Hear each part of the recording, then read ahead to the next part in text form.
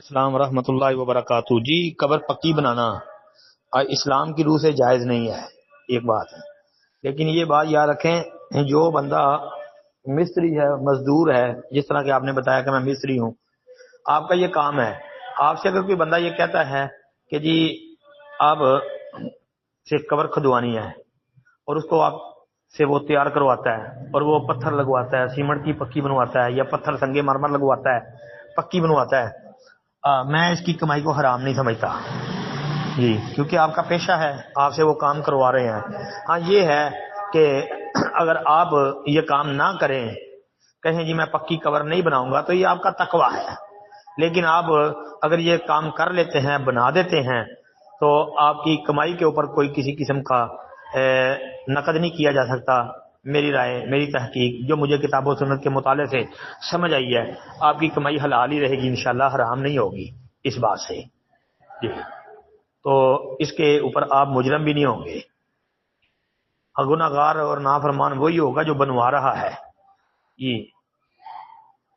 باقی بنانی ویسے نہیں چاہیے، کیونکہ پکی قبریں بنانے سے شریعت نے منع فرمایا نا. صحیح مسلم وغیرہ سنن ترمذی کے اندر حدیثیں موجود ہیں جی. السلام علیکم ورحمۃ اللہ.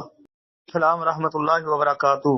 لکھتے ہیں جی 21 سال کے شروع ہونے پر مبارکباد یا دعائیں دی جا سکتی ہیں؟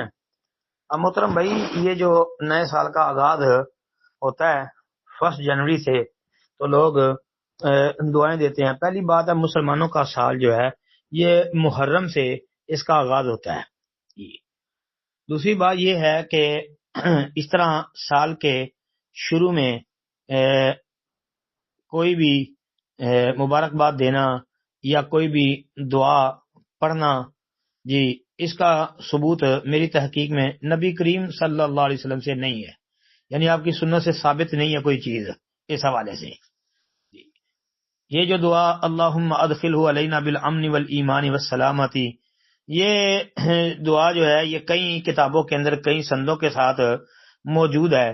مطلب نئے سال کے آغاز میں پڑھی جانے والی دعا یہ امام بغوی رحمۃ اللہ علیہ کی معجم صحابہ کے اندر 1539 نمبر پر موجود ہے. سند میں عبداللہ بن وہب المصری یہ مدلس ہے، اس کا عنعنہ ہے.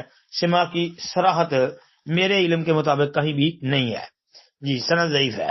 دوسرا المعجم الاوسط للطبرانی جی 6241 نمبر پر بھی اس کی ایک سند آتی ہے. وہ سند کے اندر سمجھو کہ بنیادی علت رشدین بن سعد یہ ضعیف الحدیث راوی ہے. اسی طرح عمل الیوم واللیلہ ابن سنی کی وہ 645 نمبر والی روایت ہے، اس میں 2 بڑی علتیں ہیں.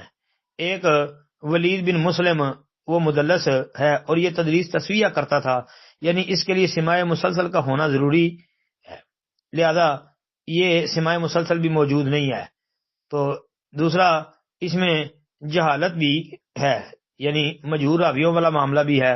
اور بلکہ تیسری ایک علت وہ یہ بھی بیان کی جاتی ہے کہ اس میں انقطاع بھی ہے. تو مطلب یہ ہے کہ یہ روایت نئے سال کے آغاز میں دعا کا پڑھنا یہ نبی کریم صلی اللہ علیہ وسلم سے ثابت نہیں. السلام علیکم ورحمۃ اللہ.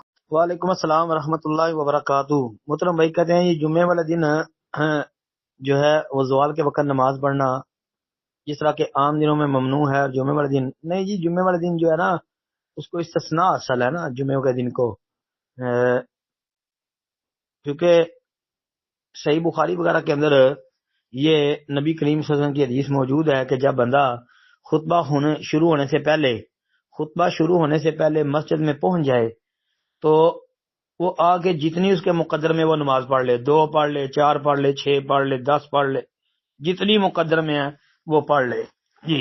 کم از کم 2 تو پڑھنی ہے نا، کیونکہ اذا جاء احدکم المسجد فلیرکع رکعتین قبل ان یجلس، کہ جب بندہ مسجد میں داخل ہو بیٹھنے سے پہلے 2 رکعت تو پڑھے گا نا جی. یہ تو حکم ہے نا نبی علیہ السلام کا.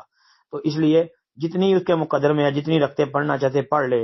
مطلب کوئی بندہ 11 بجے 11:30 بجے مسجد میں پہنچ جاتا ہے، خطبہ شروع ہونے تک وہ نفل و نوافل پڑھتا رہے، کوئی پابندی نہیں ہے، اور کوئی زوال وغیرہ کا چکر نہیں ہے جی جمعے کے دن. ھذا ما عندی واللہ اعلم. السلام علیکم ورحمۃ اللہ.